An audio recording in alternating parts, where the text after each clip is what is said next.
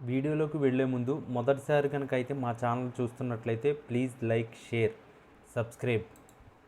ఏపీలో గత ఏడాది అసెంబ్లీ ఎన్నికల్లో 11 సీట్లు మాత్రమే సాధించిన వైసీపీకి ప్రధాన విపక్షంగా గుర్తింపు.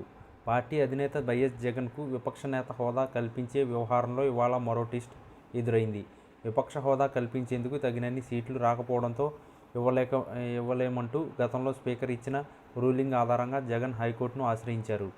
దీనిపై విచారణ జరిపించిన హైకోర్టు ఇవాళ కీలక నిర్ణయం తీసుకుంది. రాష్ట్ర అసెంబ్లీలో ఏకంగా ప్రతిపక్ష పార్టీగా ఉన్న వైసీపీకి ప్రధాన విపక్ష హోదా ఇచ్చేలా ఆదేశాలు ఇవ్వాలని కోరుతూ జగన్ దాఖలు చేసిన పిటిషన్పై విచారణ జరిపించిన హైకోర్టు ఈ కేసులో ప్రతివాదులుగా ఉన్న స్పీకర్ అయ్యన్న పాత్రుడు, శాసనసభ వ్యవహారాల మంత్రి పయ్యావుల కేశవ్, అసెంబ్లీ కార్యదర్శి ప్రసన్న కుమార్కు నోటీసులు ఇచ్చింది. జగన్ పిటిషన్పై తమ అభిప్రాయాలు చెప్పాలని వీరికి కోరింది. అలాగే జగన్ గతంలో వేసిన మరో పిటిషన్ను కూడా దీన్ని జత చేయాలని ఆదేశించింది.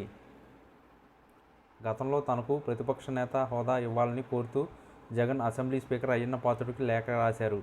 దీనిపై స్పందించిన స్పీకర్ ప్రజలు ఇవ్వలేని ప్రతిపక్ష హోదాను తామెలా ఇస్తామని ప్రశ్నించారు. జగన్కు విపక్ష నేత హోదా ఇచ్చేందుకు నిబంధనలు అంగీకరించమని తేల్చి చెప్పేశారు.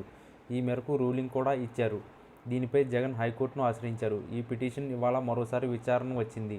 దీంతో స్పీకర్తో పాటు 3 ప్రతివాదులకు నోటీసులు ఇచ్చిన హైకోర్టు ఈ కేసు తదుపరి విచారణకు అక్టోబర్ 4వ తేదీకి వాయిదా వేసింది.